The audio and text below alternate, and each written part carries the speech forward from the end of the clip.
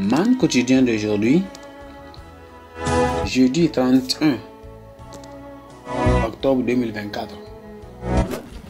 Thème: le chef de l'armée du Seigneur. Le chef de l'armée du Seigneur. Texte de lecture: Josué chapitre 5. Josué 5, disons à partir du verset 13 à 15. Verset 13 à 15. Comme Josué était près de Jéricho, il leva les yeux et regarda. Voici un homme se tenait debout devant lui, son épée nue dans la main. Il la lia vers lui et lui dit: Es-tu des nôtres ou de nos ennemis? Il répondit: Non, mais je suis le chef de l'armée de l'Éternel.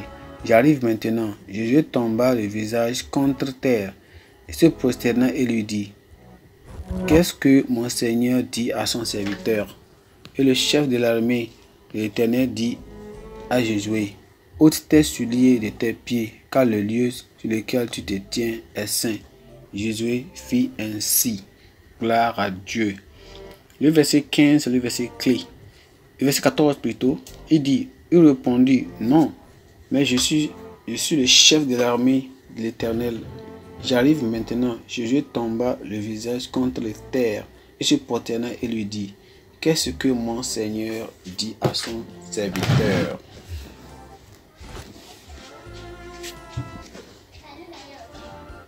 Un adolescent vraiment converti et zélé pour le Seigneur se trouvait un après-midi dans sa petite chambre dont la porte en bois n'était qu'entrouverte lorsque quelque chose qui ressemblait à une tête humaine l'épia à travers la porte presque totalement fermée.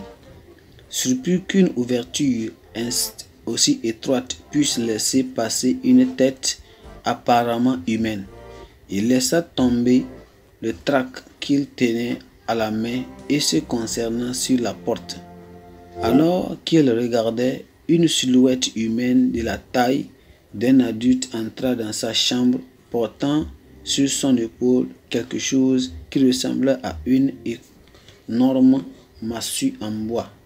En regardant l'étranger entrer, il devint évident qu'il ne s'agit pas d'un être humain, car il ne portait aucun vêtement. N'était ni homme ni femme et était d'une couleur bizarrement jaunâtre. Malgré ces manifestations effrayantes, le jeune homme ne s'est pas découragé et a observé l'étrange silhouette jusqu'à ce qu'elle s'approchait lentement de l'unique chaise de la pièce comme pour s'y installer plus confortablement en avance sur sa mission. C'est alors que le jeune homme s'écria: Jésus! Immédiatement à la mention de ce nom omnipotent, la personnalité maléfique disparut de la pièce. Ce n'est que bien plus tard qu'un prêtre vaudou est venu confesser que son démon ne pouvait pas exécuter sa mission de tuer le jeune homme parce qu'il avait deux anges posés derrière lui, brandissant les épées dégaînées.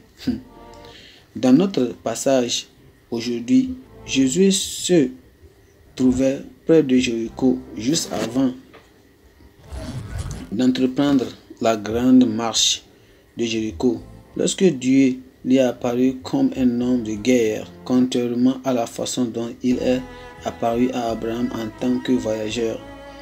Christ sera pour son peuple ce que la foi de cette dernière attend et désire. Dans notre texte, il est évident en tant que chef pour passer des troupes en revue, les animer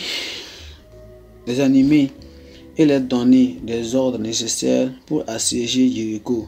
L'épée de Christ dégainée dans sa main indique quel point il est prêt à défendre et à sauver son peuple. Il est évident que cela a dû influencer le titre de Christ en tant que le chef de notre salut, c'est-à-dire selon Hébreux chapitre 2, verset 10. Le chef et commandant du peuple, selon Isaïe chapitre 55, verset 4. Sa présence et son assistance nous assurent la victoire. Cependant, Josué est resté dans l'ignorance de la présence du Seigneur jusqu'à ce qu'il leva les yeux et regarda. Il peut donc vous dévier simplement. Levez vos yeux spirituels et vous découvrez que notre Dieu ne vous laissera jamais et ne vous abandonnera jamais. Dans Deutéronome chapitre 13, 31, le verset 6. Dans 1 Chronique chapitre 28, le verset 20. Hébreux chapitre 13, le verset 5.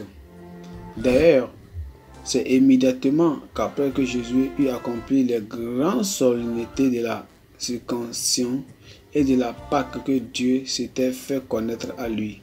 Accepte-le donc dans ta vie et Jésus deviendra ton chef aujourd'hui. Amen. Pensez du jour, Jésus est notre chef qui ne perd jamais les batailles. Jésus est notre chef qui ne perd jamais les batailles. La Bible en est non. Proverbes chapitre 30 et 31. Proverbes chapitre 30 et 31. Amen.